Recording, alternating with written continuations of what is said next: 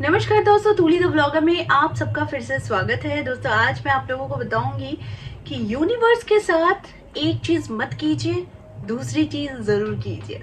और वो बहुत ज्यादा इंपॉर्टेंट हो जाता है क्योंकि जब आप लॉ ऑफ अट्रैक्शन के इतने सारे वीडियोस देखते हैं लेकिन इसे अप्लाई नहीं कर पाते हैं, जो अप्लाई कर लेते हैं वो सक्सेसफुल बन जाते हैं और जो अप्लाई नहीं कर पाते हैं वो हमेशा दिल में घुटते रहते हैं। तो यहाँ पर सिर्फ और सिर्फ दो रीजन बनता है, एक को करना है, दूसरे को नहीं करना है। और वो क्या नहीं करना है और क्या करना है वो सारी चीजें आज के इस वीडियो में। लेकिन हमेशा की तरह आगे बढ़ने से पहले चैनल को सब्सक्राइब कीजिए, बेल बटन को दबाइए। वीडियोस अच्छी लगती है तो लाइक शेयर और कमेंट करना बिल्कुल भी मत भूलिए। आगे बढ़ते हैं। तो यहाँ पर लॉ ऑफ अट्रैक्शन की बात कर रही हूँ। लॉ ऑफ अट्रैक्शन के दो रूल्स है जिसे फॉलो करेंगे तो आप अपने जीवन में, या सिर्फ लॉ ऑफ अट्रैक्शन से ही रिलेटेड नहीं, आप अगर अपने जीवन में भी ये दो चीज को अप्लाई करेंगे तो आपको अपने लाइफ में बहुत सक्सेस मिलेगा। हर एक चीज का मैं आज आप लोगों को अच्छे तरीके से समझा दूंगी। लॉ ऑफ अट्रैक्शन का पहला नियम जो है जिसको आप लोगों को करना चाहिए वो आपको झट से कोई नहीं बताएगा, वो है कि रिएक्ट मत कीजिए, रिस्पॉन्ड कीजिए। जी हाँ, तो यहाँ पर दो चीज क्या हुआ, पहला रिएक्ट मत कीजिए और दूसरा रिस्पॉन्ड कीजिए। लॉ ऑफ अट्रैक्शन में हमारे बहुत सारे ऑब्स्टेकल्स आते हैं जब हम अपने सपनों को सोचते हैं। बहुत सिंपल से मैं बता रही हूँ मैंने अपने ड्रीम्स को कैसे अचीव किया है, सिर्फ ये दो रूल्स को अपनाकर। ठीक है, ये दो रूल्स मैं अपने पर्सनल लाइफ में भी अप्लाई करती हूँ। तो पहला रूल्स है रिएक्ट नहीं कीजिए। देखिए, लॉ ऑफ अट्रैक्शन यानी कि हमारे जो चारों ओर जो शक्ति घूम रही है ना, ये शक्ति आपको ना फॉलो कर रही है, ये एनर्जी आपको फॉलो कर रही है। आप क्या सोच रहे हो, आप क्या चाह रहे हो, वो हर चीज फॉलो कर रही है। इसीलिए लॉ ऑफ अट्रैक्शन में कहा जाता है कि आप अपने अगर ड्रीम को पाना चाहते हो तो उसमें किसी भी तरीके का क्वेश्चन मार्क मत लगाना, यानी आप उसमें किसी भी तरीके का नेगेटिव थॉट मत डालना। इससे क्या होगा कि आप एक तो खुद कंफ्यूज्ड हो रहे हो और दूसरा आप यूनिवर्स को भी कंफ्यूज्ड कर रहे हो। तो रिएक्ट मत करना। जब आपने अपने हिसाब से आप अपने जीवन में कोई ड्रीम देखते हो तो कॉन्फिडेंटली देखो, ठीक है, और ये बिलीव रखो कि ये होगा।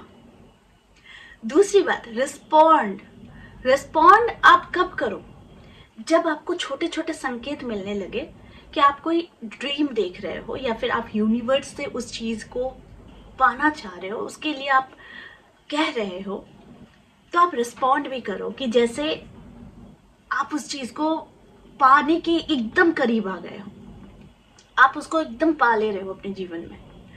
और जब आप पा ले रहे हो तो आपकी इच्छा शक्ति ना बहुत तीव्र हो जा रही है, यानी कि आपकी जो ऊर्जा है, जो प्राण शक्ति है, ये जो है ना, ये इतनी तीव्र हो जा रही है कि आपके यूनिवर्स के साथ जो आपकी जो भी इच्छाएं हो रही है, जो भी बातचीत हो रही है यूनिवर्स के साथ, आप मन ही मन आप कंटिन्यूअसली आप बात कर रहे हो, तो वो 100% होने के कगार पर आ जाती है। लेकिन जैसे आपने रिस्पॉन्ड करते करते आप रिएक्ट कर देते हो तो वो चीज फिर से पीछे चली जाती है। बहुत सिंपल लॉजिक से समझा रही हूँ। चलो मैं अपनी थोड़ी सी आप लोगों को अपने एग्जाम्पल्स बता देती हूँ। मैंने आप लोगों को बहुत सारे अपने वीडियो के माध्यम से मैंने आप लोगों को हेल्प की है। आप अपने इच्छाएं, अपने लाइफस्टाइल को, अपने जीवन को किस तरीके से बेहतर बनाओगे। तो आप लोगों के बहुत अच्छे अच्छे कमेंट्स और बहुत अच्छे अच्छे आशीर्वाद मुझे मिले हैं। लेकिन मैंने ये भी गौर किया है कि जब तक आप किसी को हेल्प कर रहे हो तो आप बहुत अच्छे हो, लेकिन अगर आप अपने काम में बिजी हो और अगर आप किसी को आप अगर आंसर नहीं कर रहे हो, या फिर आप भी अपने कभी कभी ऐसे भी सिचुएशंस आते हैं कि जब आप अपने काम में इतने ज़्यादा थक जाते हो काम करने के बाद, तो आपने अगर रिस्पॉन्ड नहीं किया तो आप सबसे बुरे इंसान हो। ऐसा मेरे चैनल्स में होता है क्योंकि जब मैं वीडियोस बना रही हूँ, आप लोगों के लिए बना रही हूँ, तो आप लोगों की हेल्प करने के लिए ही बना रही हूँ। और जितना कोशिश करती हूँ डिटेलिंग करने का, मैं उतना ज़्यादा कर देती हूँ। तो ज़्यादा डिटेल करने के चक्कर में वीडियो थोड़ा लंबा भी हो जाता है, तो लोग कहते हैं ये तो एक ही घिसी पिटी बातें कर रही है, कोई कहता है आकर कि ये तो एक ही तरह के वीडियोस बना रही है, तो ये भी सुनना पड़ता है। हालांकि मुझे कोई फर्क नहीं पड़ता, लेकिन क्योंकि मेरा मोटिव सही है, मैं जो सर्व कर रही हूँ वो सही है, तो इसमें आपने क्या बोला या फिर 100 अच्छे लोगों के बीच में 2 ने मुझे क्या बोला, तो ऑब्वियस है ना कि अच्छे लोगों का पलड़ा मेरे लिए ज़्यादा भारी होगा, तो मैं उन लोगों के लिए और ज़्यादा काम करूँगी, ना कि वो 2 लोगों के लिए मैं ज़्यादा मैं कोशिश करूँगी कि उनका भी भला हो, लेकिन वो 2 लोगों पर ज़्यादा मैं अपनी ऊर्जा को ना खर्च नहीं करूँगी। और ऐसे निकल जाते हैं बहुत सारे लोग। आप देखना, अगर मुझे कोई नेगेटिव कमेंट कर रहा है, अगर मैं उसे अच्छे तरीके से आंसर करती हूँ ना, तो तीसरे और टपक जाते हैं उस जो गलत नेगेटिव कमेंट कर रहा है उसको डिफेंड करने में। उनमें से भी एक अच्छे लोग आ जाते हैं जो समझ जाते हैं कि मेरी इंटेंशन क्या थी, मेरा कहने का तात्पर्य क्या था। तो ऐसे लोग मिलते हैं मेरे जीवन में, आप लोगों को भी मिलते होंगे। आप हर किसी के गुड बुक में रहो और ज़रूरी नहीं है आप किसी के बैड बुक में रहो, ये भी ज़रूरी नहीं है। ये तो आप पर डिपेंड कर रहा है कि आप मुझे किस बुक में रखते हो। तो सच मानिए तो मैं अपने जीवन में मैं इतना केयर नहीं करती। मेरे अपने लोग खुश हैं और मैं किसी को खुशी दे रही हूँ और वो लोग मुझे कह रहे हैं, तो मेरा उतना ही सेटिस्फैक्शन है। ठीक है, मैं अब कौन मेरे रेमेडीज से खुश नहीं हो रहा है, कौन मेरे वीडियोस से खुश नहीं हो रहा है, तो मैं उनको लेकर अगर मैं चिंता में बैठ जाऊं तो फिर ना तो मेरा और जो बाकी लोग हैं उन लोगों के लिए मैं कुछ कर पाऊंगी, और ना तो मैं अपने लिए कुछ कर पाऊंगी। जो मेरा चैनल है, जो मेरा सबसे जान का करीब है, मेरे दिल के करीब है मेरा चैनल, क्योंकि मैं इसे बहुत दिल से तैयार की हूँ, जो फॉलो करके रिजल्ट पाते हैं। तो ये हो गया रिएक्ट का फंडा था, मैंने अपने से बताया। मैं रिस्पॉन्ड किस में करूँगी, किसी ने मुझे मेरे रेमेडीज को यूज़ करके उसे अगर फल मिला है, उसने अगर मुझे कहा है, तो मैं उसे दिल से धन्यवाद दूंगी। अगर किसी को मेरे बताए गए रेमेडीज से रिजल्ट नहीं मिला है, तो मैं उससे ऐसे रिस्पॉन्ड करूंगी कि आप कीप ट्राइंग, आप ट्राई करते रहिए। हर एक चीज़ को क्या होता है ना, 2 मिनट मैगी की तरह नहीं होता है कि तुरंत हो जाए। ये आपकी इंटेंशन, आपकी वाइब्रेशन और आपकी एनर्जी पर डिपेंड करता है कि आप इसे किस तरीके से यूज़ कर रहे हो। ठीक है, तो लॉ ऑफ अट्रैक्शन का 2 फंडा अगर आपने जीवन में समझ लिया, एक तो रिएक्ट मत करो और दूसरा है रिस्पॉन्ड करो।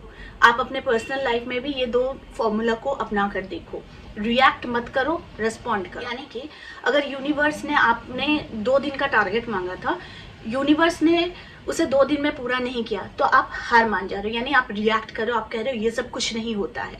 लेकिन 2 दिन की जगह में अगर 7 दिन में आपकी विश कंप्लीट होती है, तो आप रिस्पॉन्ड करो, आप ज़्यादा से ज़्यादा यूनिवर्स को थैंक यू बोलो। ठीक है, तो इससे क्या होगा, इससे आपकी एनर्जी लेवल, आपकी फ्रीक्वेंसी, आपका जो इंटेंशन है, ये बहुत ज़्यादा पॉजिटिव हो जाता है।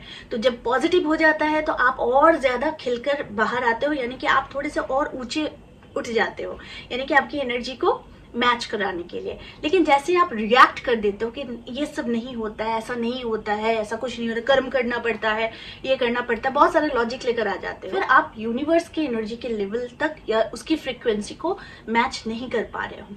ठीक है, बहुत सिंपल लॉजिक में मैंने आप लोगों को समझाया, बहुत सिंपल एग्जाम्पल देकर मैंने समझाया है। इस हिसाब से आप लोग इस पर गौर कीजिएगा, क्योंकि ये 2 फॉर्मूला आपके जीवन को चेंज कर देगा। तो और एक चीज़ है कि जीवन में ना हमेशा कंप्लेन कंप्लेन कंप्लेन मत कीजिए। ये भी एक सबसे बड़ा गलती होता है इंसान का, कि अगर कोई चलो मेरे से ही मैं बता दे रही हूँ, अगर मैं आप लोगों को अच्छी अच्छी चीज़ें गाइड करती हूँ, तो फिर आप अगर मुझे गलत चीज़ों का एनर्जी दोगे, तो देखो मैं अपने तरफ से प्रोटेक्टेड हूँ, आपको रिस्पॉन्ड नहीं करूँगी, मैं आपको सीधे सीधे ब्लॉक करूँगी।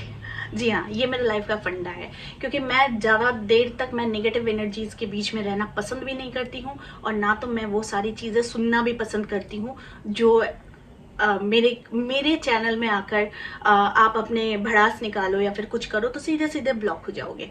तो सिंपल सी चीज़ है, अगर मैं आप लोगों को समझा दे रही हूँ कि अगर आपके जीवन में कुछ हासिल करना है, तो कोशिश करो। कर्म डेफिनेटली करना पड़ता है, क्योंकि कर्म से ही इंसान है।